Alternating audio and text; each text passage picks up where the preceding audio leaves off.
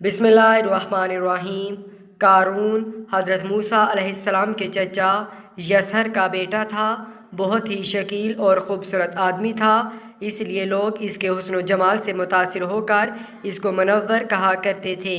اس کے ساتھ ساتھ اس میں یہ کمال بھی تھا کہ وہ بنی اسرائیل میں توریت کا بہت بڑا عالم اور بہت ہی ملنسار اور با اخلاق انسان تھا، اور لوگ اس کا بہت ہی ادب و احترام کرتے تھے۔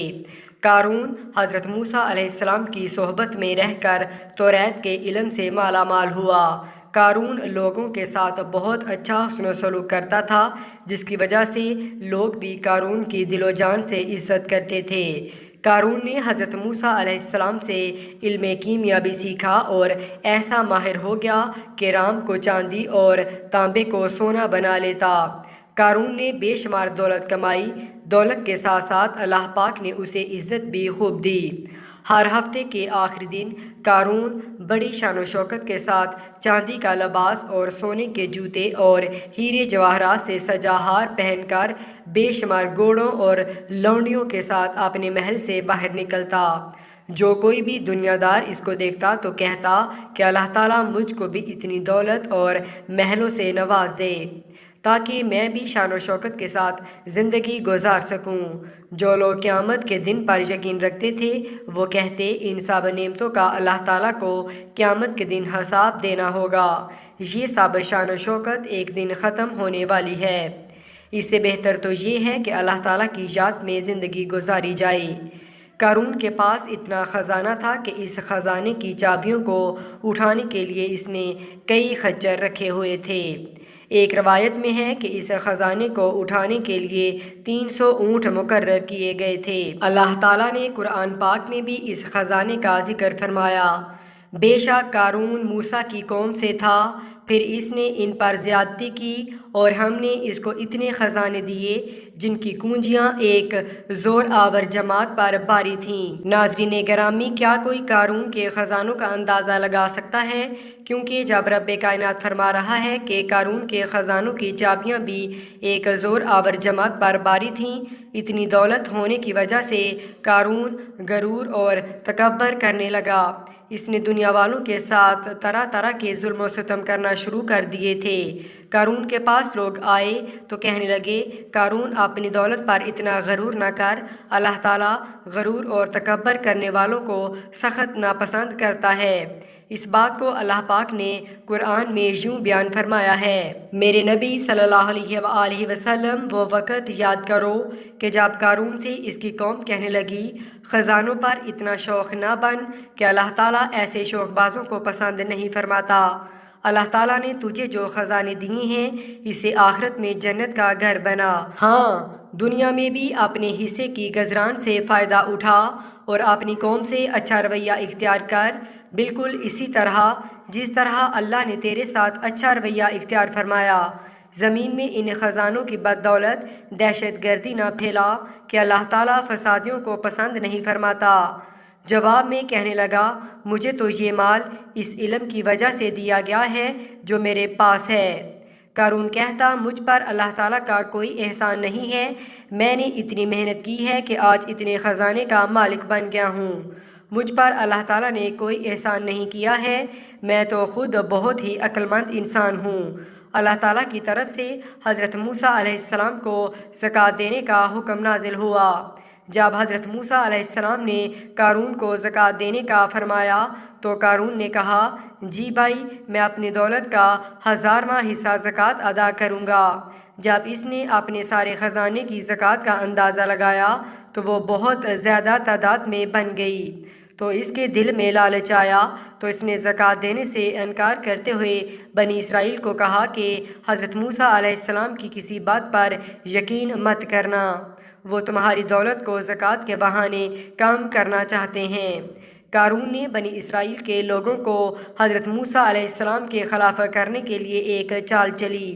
اس نے ایک عورت کو بے شمار دولت دی کہ تم حضرت موسیٰ علیہ السلام پر بدکاری کا الزام لگا دو کہ حضرت موسیٰ علیہ السلام نے میرے ساتھ بدکاری کی ہے۔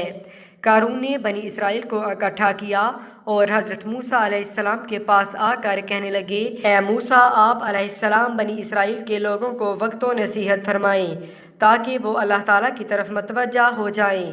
حضرت موسیٰ بنی اسرائیل کے لوگوں کے پاس تشریف لائے اور فرمانے لگے، جو چوری کرے گا اس کے ہاتھ کاٹ دیے جائیں گے، جو کسی دوسرے پر بدکاری کا الزام لگائے گا اس کو 80 کوڑے مار کر سزا دی جائے گی۔ اگر کوئی شادی شدہ بندہ زنا کرے گا اس کی سزا 100 کوڑے مقرر فرمائی، اور اگر غیر شادی شدہ زنا کرے تو اس کو اتنا مارو کہ وہ اسی جگہ مر جائے گا۔ قارون کہنے لگا، اے موسیٰ علیہ السلام، یہ سزائیں کس کس کے لیے ہیں؟ حضرت موسیٰ فرمانے لگے، قارون، یہ سب کے لیے مقرر ہے، چاہے میں ہی کیوں نہ ہوں۔ قارون کہنے لگا کہ بنی اسرائیل کے لوگوں نے آپ پر یہ الزام عائد کیا ہے کہ آپ علیہ السلام نے فلاں عورت کے ساتھ زنا کیا ہے۔ جب اس عورت کو آپ علیہ السلام کے سامنے لایا گیا تو حضرت موسیٰ علیہ السلام فرمانے لگے، تجھے اس خدا کی قسم ہے جس نے بنی اسرائیل کے لیے اس دریا کو جاری کیا ہے، اس دریا میں بنی اسرائیل کے لیے راستے بنائے ہیں، جس خدا نے توریت نازل فرمائی ہے، تجھ کو اس ذات کی قسم ہے کہ سچ سچ بتا، تجھ کو یہ الزام لگانے کا کس نے کہا ہے؟ اس عورت نے کہا، مجھے خدا کی قسم، قارون نے مجھے بے شمار دولت کی لالچ دی ہے کہ میں سب کے سامنے حضرت موسیٰ علیہ السلام پر یہ الزام لگاؤں۔ اس وجہ سے حضرت موسیٰ علیہ السلام بنی اسرائیل کے سامنے ذلیل و خوار ہو جائیں گے۔ اس عورت کی بات سنتے ہی حضرت موسیٰ علیہ السلام نے اللہ تعالیٰ کا شکر ادا کیا۔ حضرت موسیٰ علیہ السلام نے خدا سے دعا کی، اے اللہ تعالیٰ، قارون پر سخت عذاب نازل فرما دے، قارون تیرا ناشکرہ بندہ بن چکا ہے۔ اللہ تعالیٰ نے حضرت موسیٰ علیہ السلام پر وحی نازل فرمائی، میں نے زمین کو تیری فرما برداری کا حکم دے رکھا ہے، آپ جو چاہیں زمین کو حکم دے دیں۔ حضرت موسیٰ علیہ السلام نے قارون سے پوچھا، تم نے یہ سب کیوں کیا ہے؟ قارون نے جواب دیتے ہوئے کہا، اے موسیٰ علیہ السلام، اگر اللہ تعالیٰ نے تجھ کو نبوت عطا کی ہے تو میرے پاس بھی دولت کی کوئی کمی نہیں ہے، اگر آپ چاہیں تو آپ مجھ کو بد دعا دے سکتے ہیں اور میں بھی آپ کو بد دعا دوں گا۔ حضرت موسیٰ علیہ السلام نے فرمایا، بتا، پہلے تو مجھے بد دعا دے گا کہ میں اللہ تعالیٰ سے تیرے عذاب کی دعا کروں؟ قارون کہنے لگا کہ پہلے میں تجھے بد دعا دیتا ہوں۔ قارون نے حضرت موسیٰ علیہ السلام کو بد دعا دی تو حضرت موسیٰ علیہ السلام کو کچھ نہ ہوا۔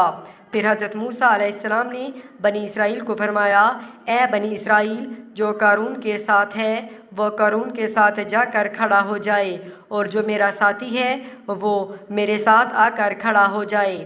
حضرت موسیٰ علیہ السلام کا یہ حکم سن کر صرف 2 آدمیوں نے قارون کا ساتھ دینے کو مناسب سمجھا۔ جب 2 آدمی قارون کے ساتھ جا کر کھڑے ہو گئے تو حضرت موسیٰ علیہ السلام نے زمین کو حکم دیا کہ قارون کو اپنے اندر دنس لے، تو زمین نے ان کو اپنے اندر دنس لیا۔